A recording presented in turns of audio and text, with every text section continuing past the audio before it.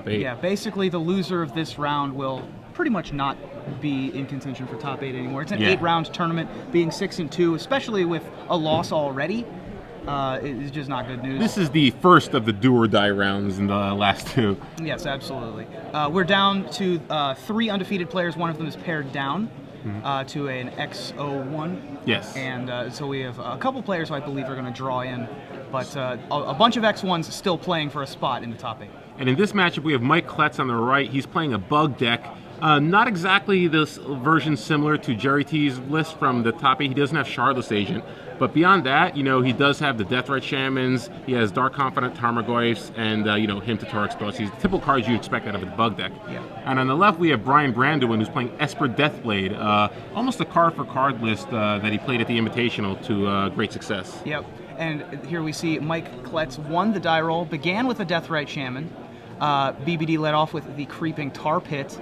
And on Mike's second turn, he wastelands BBD, which puts him in a bit of a situation as you see him stroking his beard there.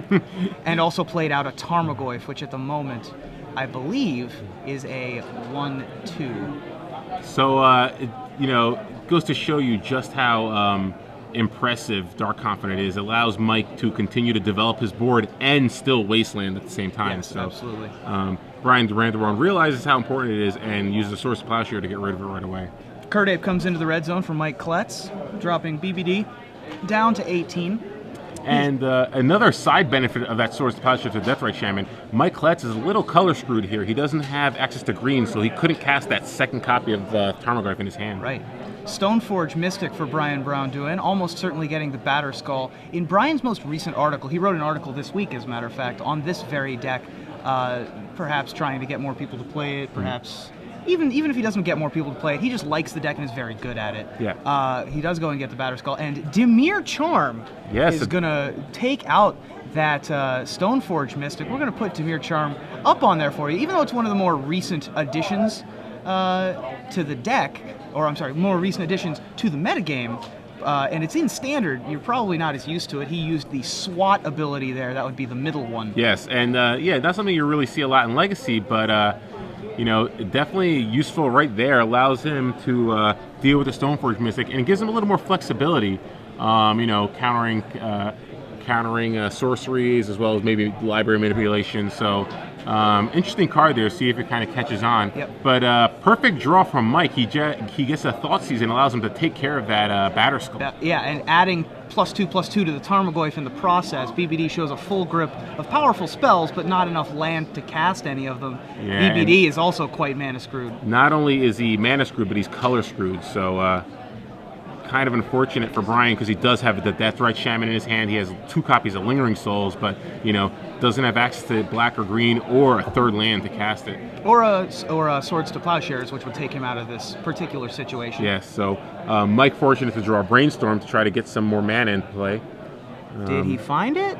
I don't think he found more mana. Oh wow! So Mike is locked in. Not able to capitalize on Brian being a little mana screwed here, but he does have a Deathrite Shaman. He does have a Deathrite Shaman, so that'll... If he can get that to stay in play, he'll be in decent shape. There's some blue mana. And a third mana, perhaps more importantly, to be able to block the Tarmogoyf for a couple of turns. Yes, unfortunately, it isn't a black source, so he can't cast a Deathrite Shaman, but it will allow him to cast either Lingering Souls or Brainstorm to try to smooth his mana for the rest of the game here. Yeah, unfortunately, Lingering Souls, with the Deathrite Shaman being active on the board, isn't going to be the most ideal play, but he needs to stop the bleeding in one way or another. It will give him a couple of blockers so that, he will be able to try to survive the next few turns and eventually Brainstorm into some more lands to get something going here. Unfortunately, that Deathrite Shaman able to deal 2 damage a turn, putting BBD on a clock all on its own. But Mike is still locked into his library, so he is unable to add a third land. And let's see what Brian chooses to do here. Yeah, and it looks like he is going to go for a Brainstorm to try to get the third land. There's a Wasteland, and there's a Fetch Land, and there's a Vindicate. Wow, so... all very good Magic cards. Good top 3 cards for Brian there. He's able to not only shuffle away some of the shape that he might have in his hand, but he's able to deal with that Tarmogoyf right now, if he chooses. Absolutely, yeah. And Dark Confidant's going to get put back on top, most certainly, at this low of a life total without a Deathrite Shaman. Also, Thoughtseize is going to lose BBD some life, so those two most likely are going to be the ones that go away. Yeah, and the question here is, does BBD want to vindicate the Tarmogoyf or the Deathrite Shaman? Because he does have a way pseudo-answers to the Tarmogoyf in chump blockers with Lingering Souls. So he might want to just play the Flight of Strand, search for a black source here in an Underground Sea, and then actually vindicate the Deathrite Shaman. Yeah. Because, Mike has been stalling on mana. It'll keep him off green mana. Well, and he'll be able to turn off the Deathrite Shaman, so he'll be able to cast and flashback. If he gets lucky, he can vindicate the Deathrite Shaman, and if Mike doesn't find a green source, he can Jace bounce the Tarmogoyf. That's true, yeah. So in pretty good shape here for Brian. I expect him to vindicate the Deathrite Shaman, so we'll see what his play ends up being. Pretty good shape considering he's at 5 and his opponent's at 18. Yeah, that's true. With 2 creatures on the board to Brian's 1 spirit token. Relative to where he was the turn before, Absolutely. Let me correct that. His brainstorm was much better than Mike's. Yes. So Brian's debating. I'd imagine he has to be casting Vindicate here. The question is it going to be on the Deathrite Shaman or on the Tarmogoyf? Mike has 3 Wastelands in his deck, so that early Wasteland was able to... there's that Spell Pierce there. Yeah, one of the advantages of having Spell Pierce in this version of the deck, as opposed to having it in the Shardless Agent version of the deck, where you can't run Spell Pierce, honestly. Mm-hmm. So, Liliana comes down, makes Braun-Duin sacrifice that token, and Tarmogoyf comes over for the win. So, so really we thought that was going to be good, here. Yeah. But I guess not. Fortunately, we did not see that Spell Pierce in Mike Kletz's hand. So, Mike, with the timely Spell Pierce there, despite being mana screwed, both players are mana screwed, but again, Mike did have that Deathrite Shaman do some serious work that game, and... that Vindicate was targeting the Deathrite Shaman like we thought. So yes, Brian did make the correct play with the Vindicate there. Unfortunately for him, Mike did have the Spell Pierce. So, Deathrite Shaman just proving how important it is in this type of matchup, allowing you to kind of get the jump on mana. Absolutely. And allowing you to do, because, again, the decks in Legacy, these types of decks, with Brainstorm, Ponder, you're doing so many things. You have so many avenues of plays that you can make. Getting the mana to actually make those plays is really important. So Deathrite Shaman kind of acting as a super bird of paradise. Absolutely. And how many Spell Pierces does Mike run? Mike runs 1 Spell Pierce. One Spell Pierce, but hey, why do you need more than one if you draw? Exactly. Yeah. You don't need to have more than one card if you're going to draw. Speaking of one-ofs, Mike has a metric ton of one-ofs in his sideboard. Let's see if any of them are good here. We're going to start things off with Zur's Weirding, the first card in Mike Kletz's sideboard. Not exactly sure what that card is for, but he has a copy. I think it's reasonable against some combo decks. It's also not bad against Loam. But yeah, a lot of these one-ofs just seem like he wasn't really sure what he wanted, and he wants to try a bunch of different cards. He also has a Notion Thief, a Blue Elemental Blast, neither of which seem very good against BBD. I don't think the Notion Thief's going to come in here. I don't know how good Notion Thief is against BBD, but I sure hope it comes in, because I would love to see it in action. Absolutely. Engineered Plague is a much more realistic option, being able to shut off Lingering Souls. Yeah, you definitely want a way to deal with Lingering Souls. It's one of the more problematic cards. He can also name Wizard against Dark Confidant and Snapcaster Mage. Exactly, yes. Phyrexian Revoker seems like a realistic option. I'm guessing he's read BBD's article and knows that BBD has several things that he can name with the Revoker, not the least of which is the Stoneforge Mystic that he saw that game. Nihil Spellbomb, probably not. Surgical Extraction, also probably not. Those are more geared to the graveyard-centric decks, not the decks that have graveyard interactions with Snapcaster Mage and Lingering Souls and Deathrite Shaman. Possibly could come in just as a value card. It depends on what he wants to take out. But much more realistically, I expect Umezawa's Jite to make an appearance. Being able to take over the board in these matchups, especially against cards like Lingering Souls. And he also has 2 Tombstalker. And I would not be shocked to see the Tombstalkers, although they're probably not. I probably wouldn't bring them in if I knew BBD's deck list with the 4 Jaces and the non-damage based removal. So. Yeah, and the Lingering Souls too. That's kind true. Of can clog up the board. Tombstalker's probably a poor choice. Never mind. But BBD, he has some interesting cards. He has Jace Beleren, which I'd love in this matchup. Absolutely. I'd love to board in Jace Beleren along with maybe another Snapcaster Mage.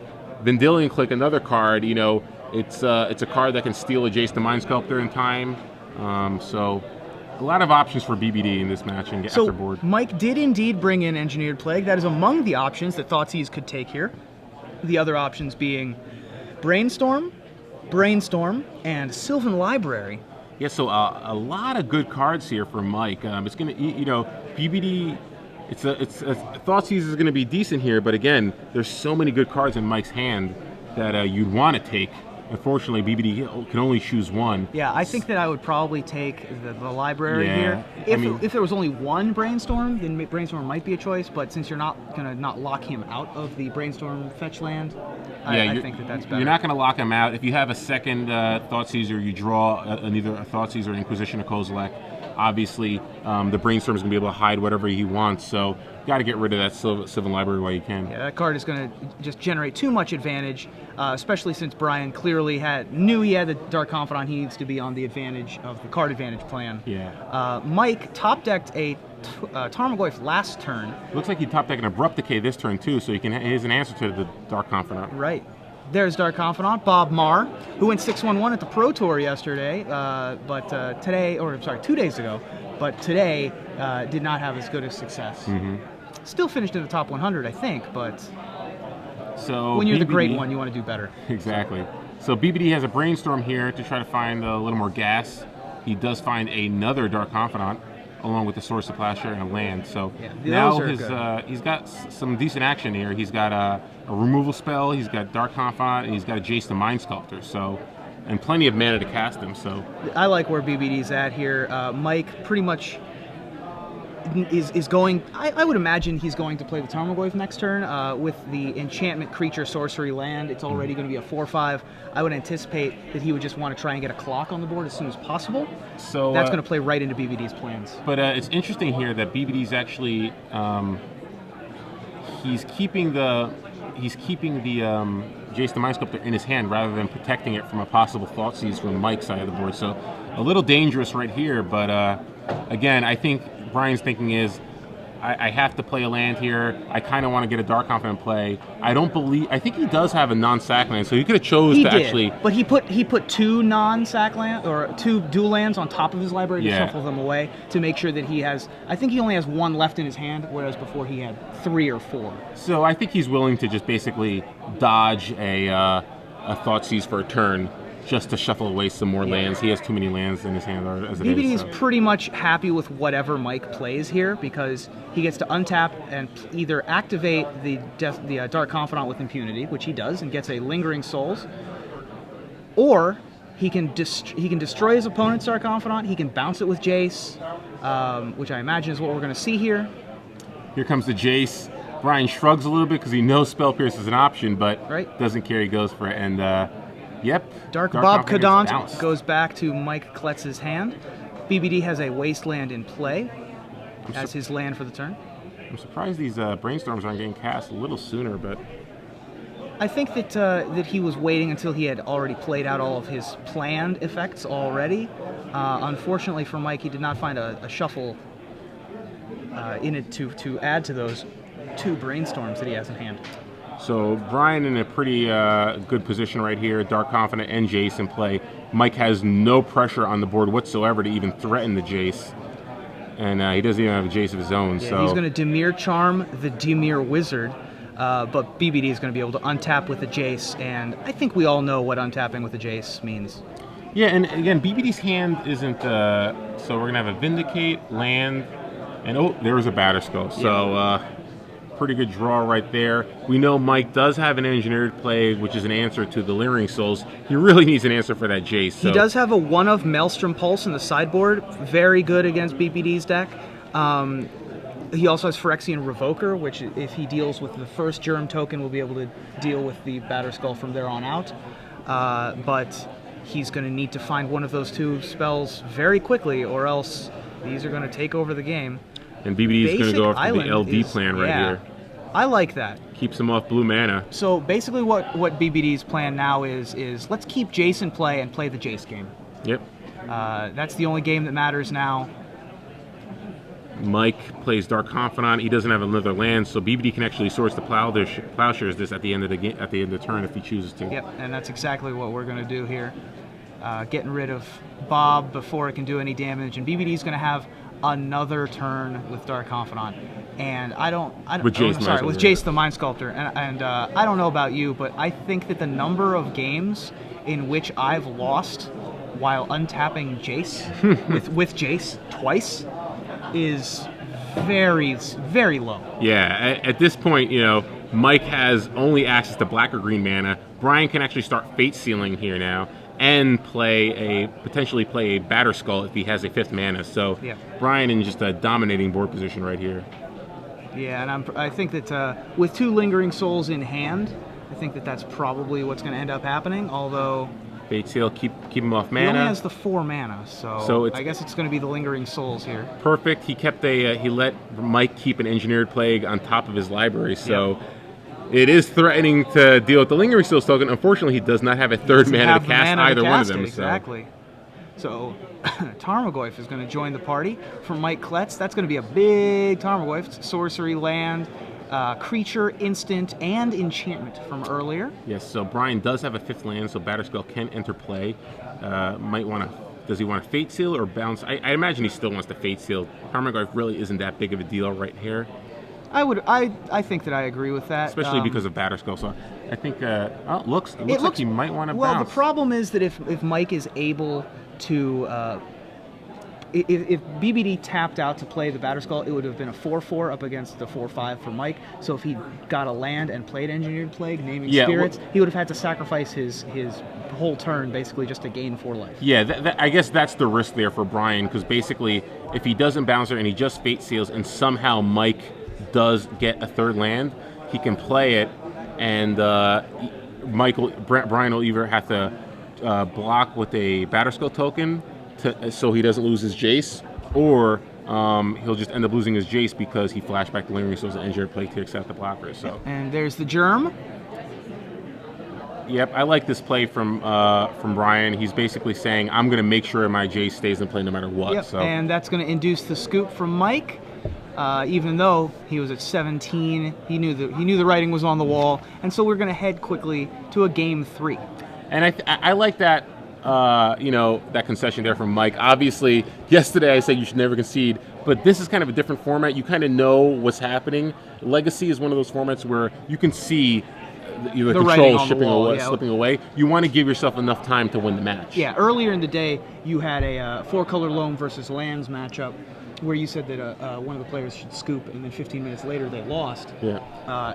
And they could have used that 15 minutes for the last game. It ended up not mattering, but it definitely probably should have and could have mattered. Yeah, I think it's mostly because of Jace. Yes. Jace is the card that it's so hard to overcome Jace Fate Seal that when something like that happens, you have to factor in, okay, this is 1, I'm in a very bad position right here. 2, what are my real outs? And 3, it's going to take him a while to actually beat me with the Jace Fate Seal. So am I willing to go through the motions and run out of time and potentially end up drawing this match, or do I want to just go to game 3? I mean, granted, you do have outs. I'm sure that some people, you still might have outs, and there's a small percentage chance, but is it worth going for those chances given the fact that you likely end up drawing the match? Absolutely. Yeah, Jace the Mind Sculptor is better than all. I heard someone say that once. Yeah. In a rap, I believe. I think so. I can't be certain. That doesn't sound like something that should happen, but I think that's correct. So Mike Kletz and Brian Braun-Duin going to game 3 here, and I think that it's going to be Mike. I don't think Mike has as many powerful cards as Brian does. I mean, Brian has 4 copies of Jace to only 2 copies from Mike, but Brian also has Jace Bellerin, mini Jace, yes, which is probably getting bored in. So he's a total of 5 copies of Jace to Mike's 2. Yeah, BBD certainly wants all of the games to play out like the last one, being the entire game orbiting around Jace the Mind Sculptor, not any of the other sub-games that could be taking place. I mean, basically the difference between their deck is BBD doesn't have access to Abrupt Decay, but he does have access to Swords to Plowshare, and instead of Tarmogoyf, he has Stoneforge Mystic.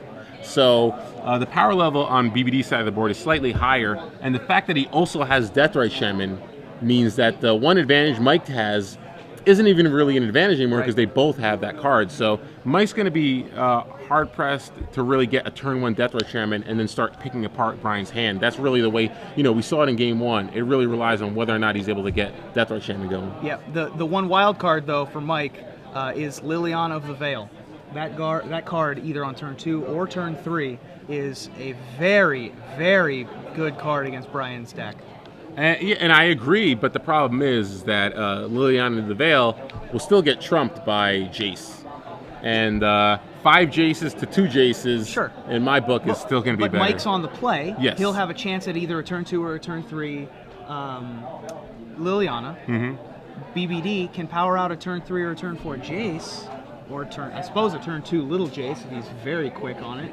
But Mike being able to get his Planeswalker into play a full 2 turns earlier. Yeah, the only problem is Liliana against the deck with Lingering Souls isn't that that's impressive. a fair point, So things working out pretty well for Brian this game. Mike has to play Averting Catacombs and pass, whereas BBD actually has a Deathrite Shaman. Yep, now the rubber band's on the other claw. BBD has taken the mana advantage. He'll be able to play a 3-drop before Mike is. Yeah, so the card that basically made Bug a real contender, Deathrite Shaman, is on the other side of the board now. Right. Basically a mini Planeswalker. Both of these decks running 4. The darling of Return to Ravnica did not have a ton of fanfare before release, but as soon as it was released, it just sort of took over Legacy and Modern. It's arguably the best creature they've made in, say, the past 5 years or so. Absolutely. It's unbelievable. So versatile. You see it in beatdown decks. You see it in control decks. You see it in every format, pretty much, from Standard to Modern to Legacy. And as you see here, Tarmogoyf, being a 1/2, is exactly the same stats currently as the Deathrite Shaman. The Deathrite Shaman is going to keep that Tarmogoyf in check. And looks like we have Thoughtseize, Stoneforge Mystic, a lot of options for Brian, not a lot of mana, unfortunately. Luckily that Deathrite Shaman stayed in play, otherwise BBD would have been in a world of hurt, I think. And there it is, Notion Thief. Unfortunately, it's several turns from actually coming into play, but yeah, secret's out. Let's see if Thoughtseize actually takes out the Notion Thief. I doubt it. I'd imagine Omizawa Jite is probably the target here, but that'll grow the Tarmogoyf, though. Although BBD can just swords the Goyf if he really so chooses. Yeah, so let's see what Mike can do here. Mike can brainstorm on his turn, and maybe he wants to Wasteland. If BBD does miss his land drop here, I think Mike likely brainstorms and uses a Wasteland. So yeah. Looks like, oh wow, Brian goes after he wants to keep brainstorm there. I Mike's like that. options low. I like that a lot too. Notion Thief, we just saw on the screen. A lot of people, I think, mistakenly think it has flying just because it has flash and is a 3/1, and that's sort of what people remember from back in the day with things like Vendilion Click. If it costs 4 mana, it's got to be like Widwin the Biting Gale, right? It has to have flash. So, but no, or flying, I mean. Nope, that's not the case. So 2 Deathrite Shamans for BBD. The 3/4 Tarmogoyf comes into the red zone. So BBD down to 1 mana with a Deathrite Shaman. He does draw a land. Is it a Creeping Tar Pit, though? I'm not sure. Can't quite make it out. It definitely is a land. Not sure if it comes into play tapped or not. It could be a Creeping Tar Pit. BBD does have access to his Swords to Plowshares if he wants to get rid of the Tarmogoyf right now. So, yes. In fact, it is a Creeping Tar Pit. So, only has access to 1 mana, and like you said, he can cast Swords to Plowshare if he chooses to, but, yep, looks like he's going to remove a Wasteland to cast Swords to Plowshare, targeting Tarmogoyf. I like that play. Mike has no pressure on the board anymore. He only showed a 4 mana creature that has 1 toughness. Yeah. That's not especially good in creature battles. It's basically in there for its ability, not to attack or block. And here, Mike drew a. Mike has a Hymn to Torok here, so looks like he's going to brainstorm to try to get a 3rd land and then cast the Hymn to Torok. And he does find more lands. So Umezawa Jite looks like it's going back on top of the library. He also has a Dimir Charm as a way to get rid of that Deathrite Shaman, which I think he might want to do right here. So that'll be pretty impressive because he'll be able to kill the Deathrite Shaman, and it's mana denial, plus it also is color denial. Brian Branderon doesn't have access to white mana anymore. He only has access to black and blue. For those of you who are just joining us, who were watching the Pro Tour before, you saw Craig Wesco winning the Pro Tour in the finals over Dusty Ochoa. Congratulations, Wildest Nacatls for Life. Wild Nacatls for Life. Nacatls for Life, there you go. In any case, congratulations to him. If you're just joining us, welcome to the Star City Games Open Series in Nashville, Tennessee. My name's Ruben Bressler, this is Osip Lobodovich, and we're bringing you Legacy action here in the second to last round of the Legacy Open. On your left is Braun-Duin, who has managed to find another land, which is desperately needed. And he is up against Mike Kletz there in Game 3 of this Esper Deathblade against sort of bug control-y mid-range deck of Mike Kletz's. And Brian Braun-Duin has been able to search out a Stoneforge Mystic. Yes. And let's see if Mike can find an answer to this. We know he has a Hymn to Torok, but Brian has 4 cards in his hand, so you know there is a chance he will be able to hold on to that card. Sometimes you got to howl at the moon and hope for the best. Yes. So I think Mike has the Howl at the Moon hymns, right? Is that what he? Yeah, he does have the Howl at the Moon hymns. Hymn to Torok. Let's see. Are we going to hit one of the equipments? There are 2 in hand. He does, in fact, have the Jite in hand as well. So that's a 4. That'll get that one. And 5. So what are we going to get? We're going to get rid of Jace and Swords. So he keeps both equipment. Actually, that's pretty good. I'd rather hit none or 0. That's the best hit your Jace and Swords to Plowshares. Hymn to Torok I've seen in a little while. If you're going to hit, you might as well hit the non-artifact spells. Yep. BBD is going to be able to sneak in this Batterskull. There is not a Vendilion click anywhere in Mike Kletz's 75. And so he will not be able to trick BBD with that little trick, putting the ability from Stoneforge Mystic on the stack. We've seen a couple times in feature matches before people try to do the Vendilion click trick. BBD, not really afraid of it so much, but with this color combination, it's always a possibility. So Mike digging for an answer. He does have a Dark Confidant. Not exactly what you want when your opponent has Stoneforge Mystic, although he doesn't know that BBD has the Jite. Yes, I don't believe he didn't search for it, and I don't believe there was any Thoughtseize or Duress, so yeah, he would not know about the Jite here. It looks like Notion Thief is going to go away, so sadly, probably unlikely to see the Notion Thief come into play this game. So we're going to sneak into Batterskull. A 4th land here would be devastating because not only he'll be able to get the Jite into play and swing with it. If BBD finds a land here, it's pretty much game. Nope. Oh. And you see by BBD's reaction, it wasn't the droid he was looking for. Not perfect. So he runs so bad. It was actually a really bad card. It was another Stoneforge Mystic. Oh, which was is it really? Not really that is a blank. Unless he boarded in a Sword of Feast and Famine, which no, he does not have in his sideboard. It's effectively just a 1/2 right now. Yeah, oh well. BBD's going to have to settle for attacking for a bunch. So Jace the Mind Sculptor here would be a pretty good draw. For either player, really. Yeah. Mike really needs something, though. He needs to deal with this Batterskull here. Reveals a Liliana. It's not too bad. Not the worst. Oh, there's an Abrupt Decay, so wow. So pretty good 2 rips there. Wow. Abrupt Decay, very good here. Abrupt Decay takes care of the Stoneforge And BBD Mystic. knows that Mike has the Liliana in hand. He's damned if he does and damned if he doesn't, basically, here. Because if he returns the Batterskull, yep, and that's what I anticipated. So he's going to force Mike to make him sacrifice the Germ. And Dark Confidant goes on the offensive. So now, a fortunate 2 draws there from Mike Kletz. Yep, BBD still unable to find another land. The Creeping Tar Pit could have been able to take out the Liliana there, but alas, was not to be. Reveals, is that a Notion Thief? That looks like a Notion Thief. So Notion Thief, Deathrite Shaman. And how does Notion Thief work with Dark Confidant is reveal the card, so it would not actually... Correct. Dark Confidant does not draw a card. We'll bring up Dark Confidant so you can see the wording. It reveals the card and then you put it in your hand. Yes. Much the same way Fact or Fiction does not technically draw cards. Yes. So a little unfortunate there. Can't be as effective as you'd hope, but he will be able to empty his hand right here and then uptick Liliana. So Stoneforge Mystic gets revealed. And what else do we have here? looks like Stoneforge Mystic and Mystery Card. Can't quite make it out. Yeah. So, Not a third land or fourth land, I would assume, because BBD did not immediately slam it onto the board, equip up that Jite, and take out a couple of wizards from Mike's side of the board. At this point, you'd imagine, depending on what he drew, I can't quite make it out.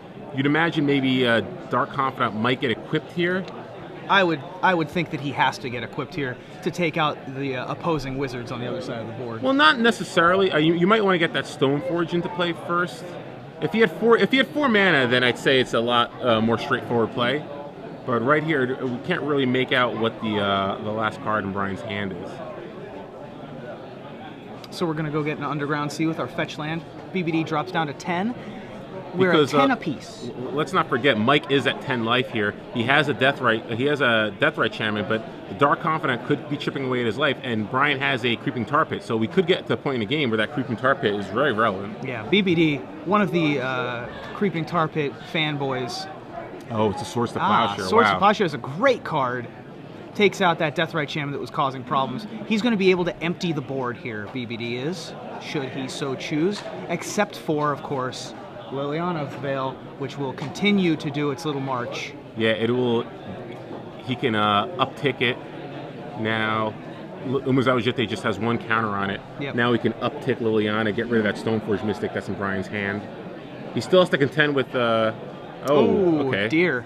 That's a, So Abrupt Decay deals with Umezawa Jite halfway and now decent top deck. Liliana the Veil. So can we get a land here?